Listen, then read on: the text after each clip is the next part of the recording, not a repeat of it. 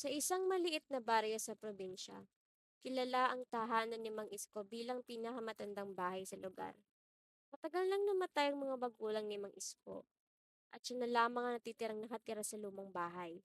Marami ng taon ang lumipas simula nang siya'y tumanda at bagamat sanay na siya sa buhay mag-isa, may isang pangyayari na hindi niya makakalimutan. Isang gabi, habang mahimbing na natutulog si Mang Isko, bigla siyang nagising sa alulong ng aso. Malakas at mabigat ang tunog. Tila nagmumula sa harap mismo ng kanyang bahay. Nagtaka siya dahil wala naman siyang alagang aso at bihira na rin ang mga asong gala sa kanilang lugar. Sinilip niya ang bintana ngunit wala siyang makita sa labas, maliban sa madilim na paligid at mga anino ng mga puno. Hindi na lamang niya pinansin at muling nahiga, ngunit hindi pa man siya nakakatulog, muling umalinggaw ang alulong.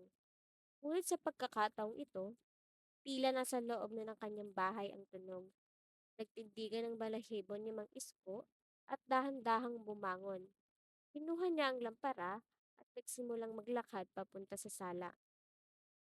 Habang papalapit siya sa hagdan, nakarinig siya ng kaluskos na parang may naglalakad.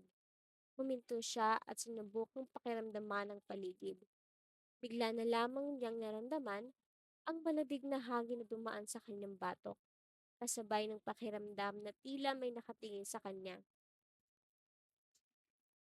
Pagkatapos ng ilang segundo, biglang bumukas ang pinto ng kanyang kwarto sa itaas. Narinig niyang tila may kumakalmat sa kahoy na sahig. At sa takot, dahan-dahan siyang umatras. Subalit bago mo man siya makalayo, lumitaw mula sa anino ang isang malaking puti na aso. Ang mga mata nito'y kumikislap sa dilim. Ang alulong nito ay parang sumasalakay sa kanyang pandinig. Halos mapuno ng takot ang kanyang dibdib.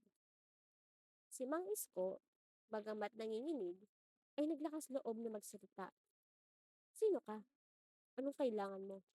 Sa kanyang gulat, nagsalita ang aso. Hindi mo ba ako natatandaan, Isko? Ako si Bantay, ang aso ng iyong ama. Napaluhod si Mang Isko. Bigla niyang naalala ang alaga ng kanyang ama noong bata pa siya. Isang asong lagi nagbabantay sa kanila. Ngunit namatay si Bantay ng masagasaan at matagal na iyong nakalipas. Natawag ako ng iyong ama, Isko, sabi ng aso, na ngayon tila lumulutang na sa ere. May hindi ka pa natutupad na pangako. Binaliwala mo ang kanyang huling habilin. Napaluha si Mang Isko. Naalala niya ngayon ang ipinagbili ng kanyang ama bago ito pumanaw, ang alagaan ng lumang bahay at ang lupang kanilang minana. Ngunit dahil sa kanyang katandaan at kalungkutan, napabayaan niya ito. Patawad Bantay, patawad ama, iyak ni Mang Isko. Pangako, aayusin ko na ang lahat. Sandaling iyon, huminto ang anulong at naglaho ang malamig na hangin.